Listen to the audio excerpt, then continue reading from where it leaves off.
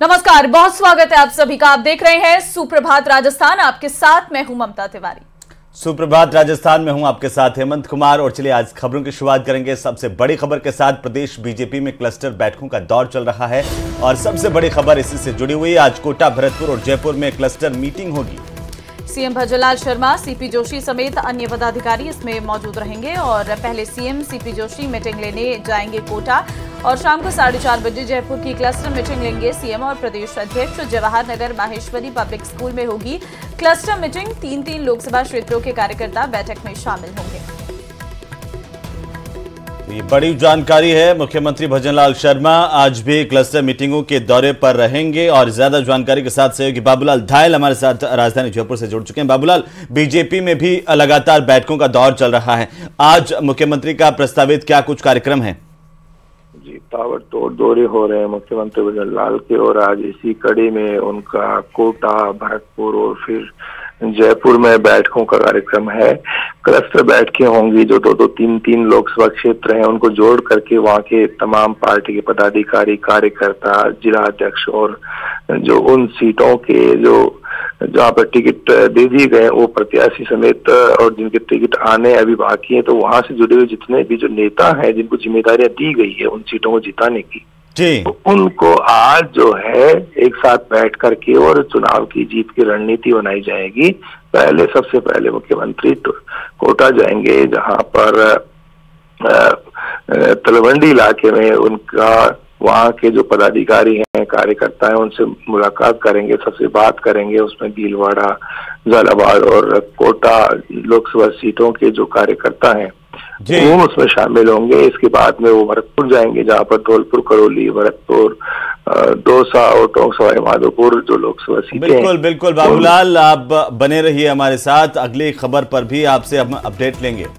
फिलहाल लोकसभा चुनाव से जुड़ी एक बड़ी खबर और दे देते हैं आपको। आज जारी हो सकती है कांग्रेस की दूसरी लिस्ट। ये बड़ी खबर है। राजस्थान के बाकी उम्मीदवारों का ऐलान आज होगा।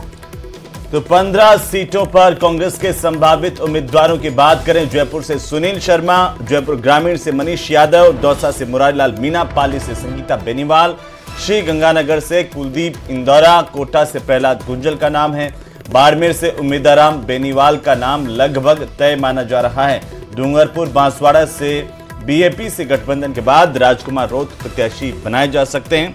वहीं सीकर में मार्क्सवादी कम्युनिस्ट पार्टी के साथ गठबंधन के बाद अमराराम प्रत्याशी हो सकते हैं और ये संभावित नाम है। आज कांग्रेस पार्टी की दूसरी लिस्ट जारी हो सकती है। बाबूलाल धायल लगातार बने हुए हैं। बाबूलाल, कांग्रेस के खेमे से क्या कुछ जानकारी मिल पा रही है? क्या आज दूसरी लिस्ट का ऐलान हो सकता है?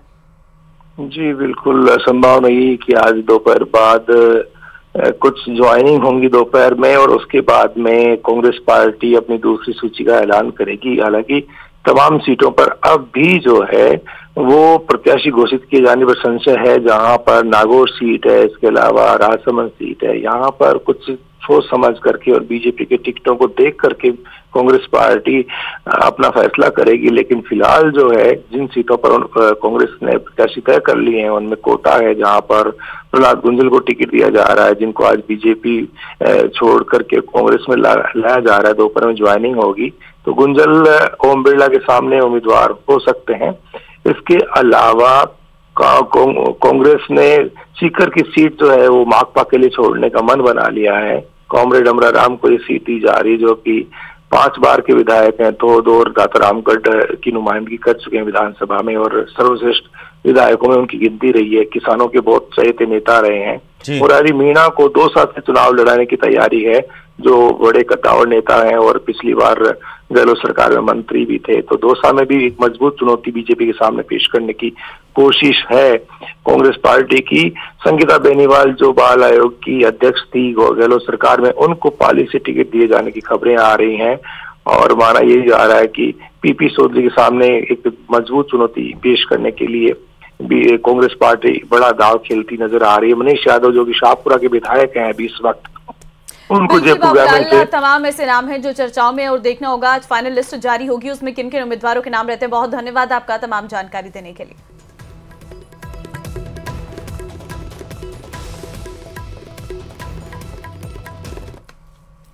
और एक और खबर आपको लोकसभा चुनाव से जुड़ी देते हैं। बुधवार को दिल्ली में कांग्रेस सीईसी की बैठक हुई है। मीटिंग के बाद प्रदेश प्रभारी रंधावा ने बड़ा बयान देते हुए कहा है कि राजस्थान में कोई बाहरी उम्मीदवार नहीं होगा।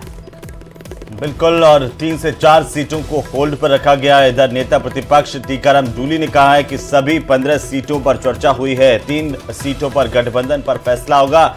और साथ ही साथ नेता प्रतिपक्ष टीकाराम जूली का यह भी कहना था कि जो 3 सीटें हैं उन पर गठबंधन पर फैसला होगा, यानी कि कांग्रेस पार्टी गठबंधन कर सकती है। बांसवाड़ा, सीकर और नागौर पर गठबंधन की चर्चा है।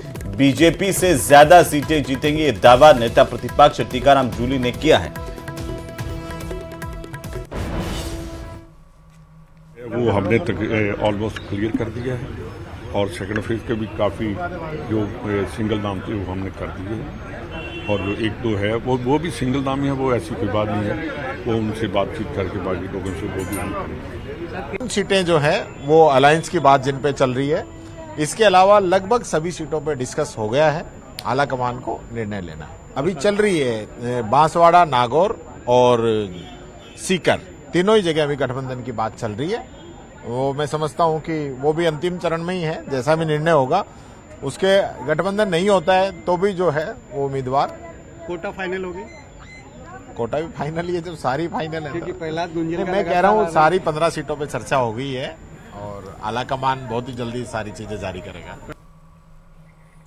और इसी बीच राजधानी जयपुर से बड़ी खबर मिल रही है, जहां पर चुनाव में धनबल रोकने को लेकर के चुनाव आयोग अब सख्त नजर आ रहा है।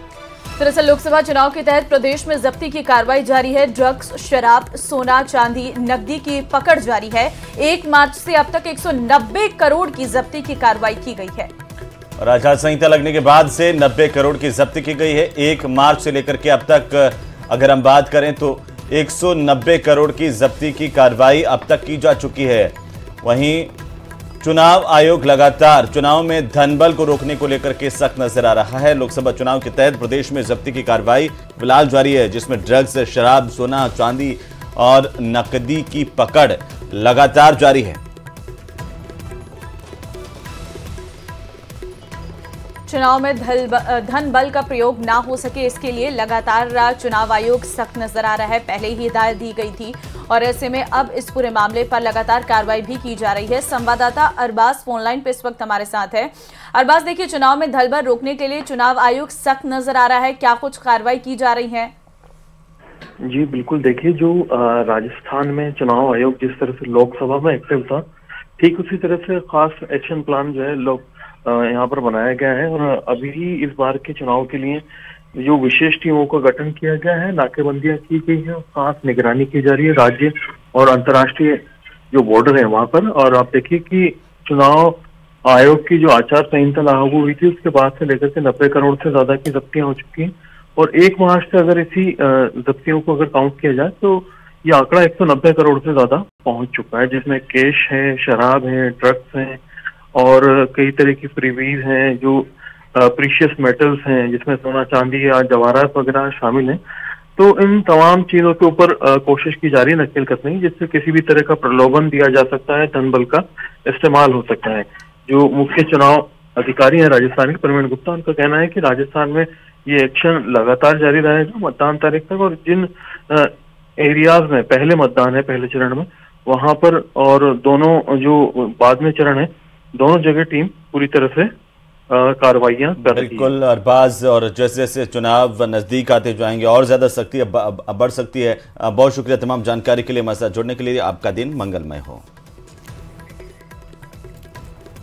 बीजेपी का मजबूत किला होने के बावजूद पार्टी अभी तक जयपुर शहर लोकसभा सीट पर उम्मीदवार का ऐलान नहीं कर पाई है।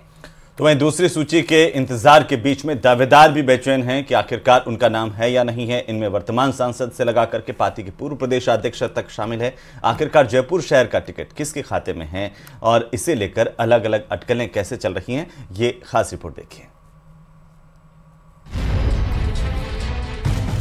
राजस्थान के सियासी रण को भेदने के लिए बीजेपी ने नई व्यूह रचना रची, जिसमें कई सांसदों के टिकट भी काटे जा रहे हैं। लेकिन कुछ सांसद अपने टिकट को लेकर आश्वस्त भी हैं, जिनमें पहला नाम है जयपुर से सांसद रामचरण बोहरा का। 2014 और 19 में जयपुर से जीतने वाले बोहरा को पूरा विश्वास है कि पार्टी इस बार भी उन पर ही भरोसा जताएगी।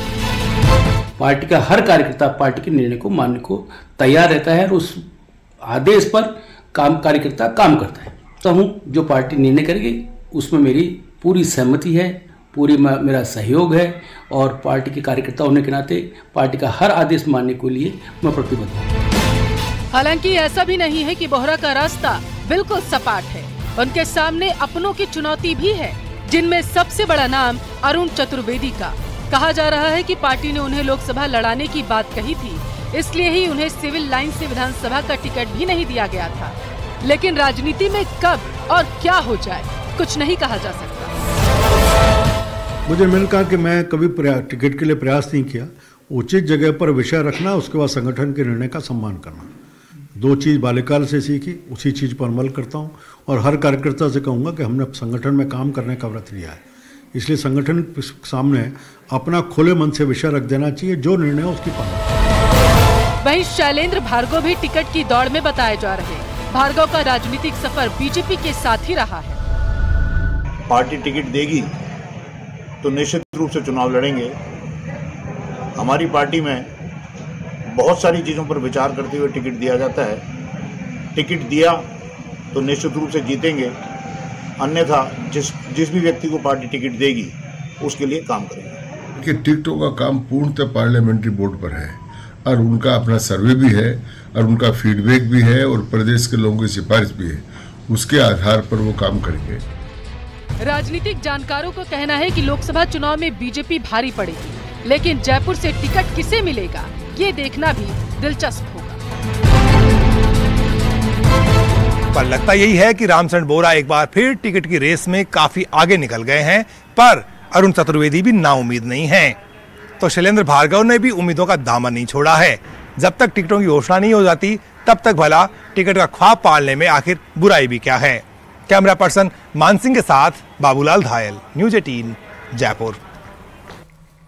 और इसी बीच राजधानी जयपुर से बड़ी खबर मिल रही है। पहले चरण के लिए मतदान के लिए नामांकन प्रक्रिया जारी है। 23, 24 और 25 मार्च को नामांकन नहीं होंगे क्योंकि राजकीय अवकाश के चलते नामांकन नहीं रहने वाले हैं। तो जयपुर ग्रामीण क्षेत्रों के लिए 27 मार्च तक नामांकन होंगे। 28 मार्च को नाम निर्देशन पत्रों की समीक्षा होगी और 30 मार्च तक नाम निर्देशन पत्र वापस लिए जा सकेंगे, यानी कि अपना नामांकन कोई प्रत्याशी चाहे तो वापस ले सकता है। 19 अप्रैल को मतदान होगा पहले चरण का और 4 जून को मतगणना होगी, नतीजे घोषित होंगे।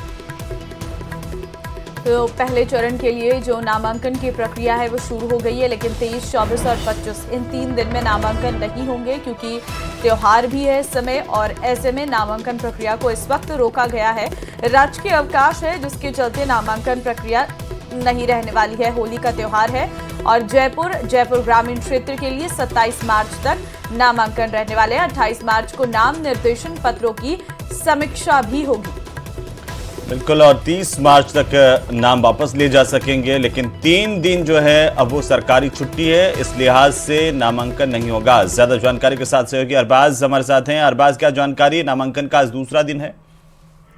जी बिल्कुल, देखिए नामांकन की प्रक्रिया लगातार जारी है और जो चुनाव आयोग ने तारीखें तय की उसके मुताबिक पहले चरण के मतदान के लिए नामांकन की प्रक्रिया शुरू हो चुकी है। राजधानी जयपुर की अगर हम बात करें तो जयपुर ग्रामीण और जयपुर शहर के लिए एक नामांकन कल आया था। आज 11 बजे से 3 बजे तक फिर नामांकन की प्रक्रिया जारी रहेगी और जो उम्मीदवार हैं वो अपना जो आवेदन है वो पेश कर सकते हैं। यहाँ पर जिला निर्वाचन अधिकारी ने पूरी टीम मुस्तैद की है और जो जिला कलेक्ट्रेट है वहाँ पर 2 खास रूम आवेदन के लिए यहाँ पर बनाए गए हैं और जो खास ऐलान किया है यहाँ पर, खास अपील की वो छुट्टियों को लेकर के की, क्योंकि आगे आने वाले लगातार 3 दिन तक छुट्टियां रहने वाली हैं।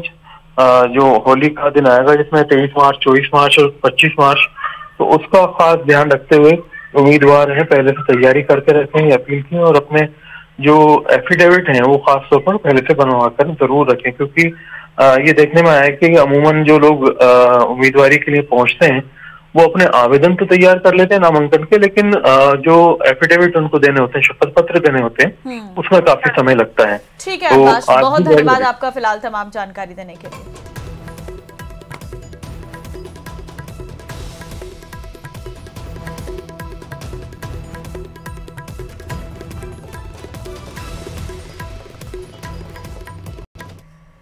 तो देखिए, अब लगातार जो खबरों का सिलसिला है वो आगे बढ़ाते हैं। बीजेपी का मजबूत किला होने के बावजूद अभी तक जयपुर शहर लोकसभा सीट का उम्मीदवारों का ऐलान नहीं कर पाई है।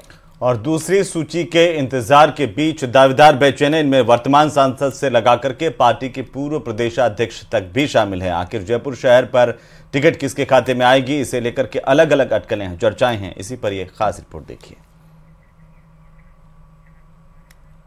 तो ये रिपोर्ट हमने आपको दिखाई। इसके अलावा अब खबर कोटा से आपको दिखाते हैं, जहां पर कोटा से अगवा छात्रा के मामले में एसपी अमृता दुहन ने बड़ा खुलासा किया है।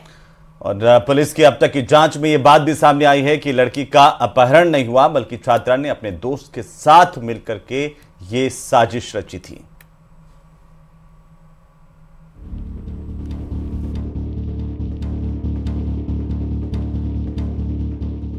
कोटा से छात्रा के अपहरण मामले में बड़ा खुलासा। एसपी अमृता दुहन ने दी बड़ी जानकारी। एसपी अमृता ने छात्रा के अपहरण से किया इनकार। सोमवार से कोटा पुलिस नीट की तैयारी कर रही छात्रा के अपहरण मामले को सुलझाने में लगी थी और आखिरकार पुलिस के हाथ बहुत बड़ी लीड लगी है। एसपी अमृता का कहना है कि अब तक की जांच से यह साफ हो गया है कि छात्रा का अपहरण नहीं हुआ था और वो जहां भी है सुरक्षित है। हमने अनुसंधान किया है, उसमें यही अपडेट मिली है हमें। हमें इस तरह के साक्ष्य मिले हैं जिसमें ये सामने आता है कि बच्ची के साथ कोई भी अपराध नहीं हुआ है, कोई आपराधिक गतिविधि नहीं कारित की गई है, किसी तरह का अपहरण नहीं हुआ है। ये एक तरह से अभी तक हमारे सामने जितने भी साक्ष्य हैं उससे झूठी प्रतीत होती है। पुलिस की जांच में यह बात सामने आई है कि अगस्त महीने में छात्रा अपनी माता के साथ कोटा में एडमिशन के लिए आई थी।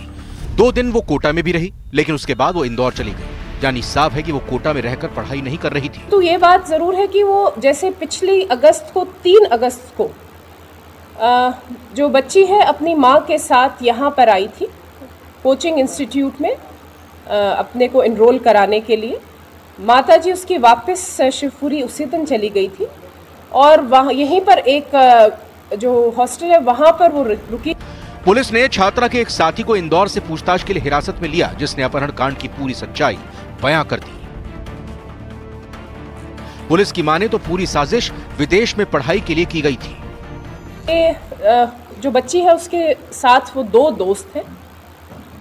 उनमें से जो एक दोस्त है वो हमें इंदौर में मिल गए हैं और उन्होंने जो अभी तक घटना बताई है वो यही बताई है कि बच्चे जो है मतलब ये जो बच्ची है और उसके साथ जो मित्र हैं वो दोनों दूसरी विदेश में जाना चाह रहे थे। उनका यहाँ पर उनको लग रहा था पढ़ाई वो नहीं कर पाएंगे।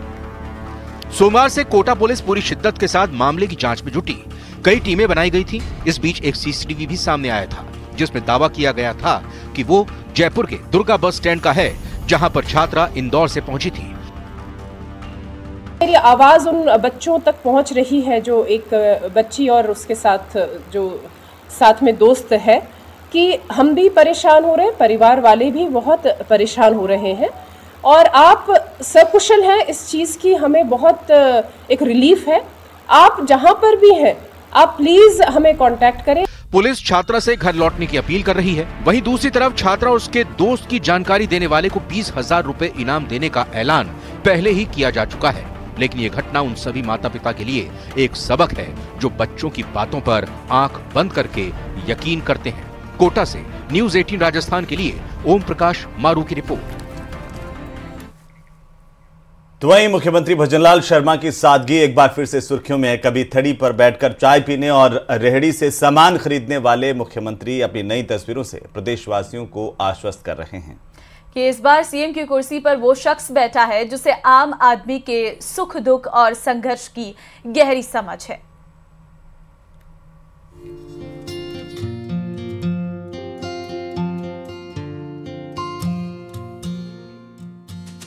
राज बदल रहा है और ये हम नहीं बल्कि तस्वीरें कह रही हैं। वरना गन्ने के रस की दुकान पर सूबे के मुखिया का यूं नजर आना कहां संभव होता था। पुराने जमाने में भले ही राजा महाराजा प्रजा का सुख दुख जानने के लिए भेष बदल कर निकलते थे, लेकिन धीरे धीरे वो दौर किस्से कहानियों तक सिमट गया। अरसे बाद सियासत की नई तस्वीर देखने को मिल रही है। वैसे प्रदेश के मुख्यमंत्री भजनलाल शर्मा अपनी सादगी के लिए अलग ही पहचान रखते हैं। कभी चाय की थड़ी पर तो कभी मॉर्निंग वॉक पर निकले प्रदेश के मुखिया को अपने बीच पाकर लोगों को एक बार अपनी आंखों पर विश्वास नहीं होता। बहरहाल तस्वीरें झुंझुनू की है, जहां सीएम साहब अपने चिर परिचित अंदाज में नजर आए। दरअसल कोर कमेटी की बैठक में शामिल होने के बाद मुख्यमंत्री झुंझुनू हवाई पट्टी के लिए जा रहे थे। अचानक रेलवे स्टेशन के पास फलों की रेहड़ी देख करके उन्होंने अपने काफिलों को रुकवा लिया और खुद गाड़ी से उतर करके रेहड़ी वाले से केले और अंगूर खरीदे। खरीदारी के बाद यूपीआई से 180 रुपए भुगतान किया। उनके साथ प्रदेश बीजेपी अध्यक्ष सीपी जोशी भी नजर आए। स्टाफ को गन्ने का जूस पिलाने के साथ भजनलाल शर्मा और सीपी जोशी ने गन्ने के रस से खुद को तरोताजा किया। वही सीएम ने पत्रकारों से बातचीत करते हुए ज्यादा कुछ तो नहीं कहा, पर इतना जरूर कहा कि निकलते हैं तो कहीं न कहीं कुछ न कुछ तो लेना तो पड़ेगा ही। सोचिए, जिस तक पहुंचने का विचार एक सामान्य आदमी की कल्पना में भी नहीं आए, उसे सामान्य ग्राहक की तरह अपनी दुकान पर खड़ा पाकर गन्ने वाले को कैसा महसूस हुआ होगा। बताने की जरूरत नहीं कि ऐसी तस्वीरें सिस्टम पर सवाल उठाने वालों में नया भरोसा पैदा करती हैं। आम आदमी को विश्वास पैदा होता है कि उनके साथ दुकान पर खड़ा होकर गन्ने का जूस पीने वाला उनकी गुहार पर जरूर गौर फरमाएगा, उनकी मुश्किलों का जरूर हल निकालेगा। न्यूज़ 18 राजस्थान के लिए झुंझुनू से कृष्ण सिंह की रिपोर्ट। और चलिए अब एक नजर डालते हैं आज की 10 बड़ी खबरों पर।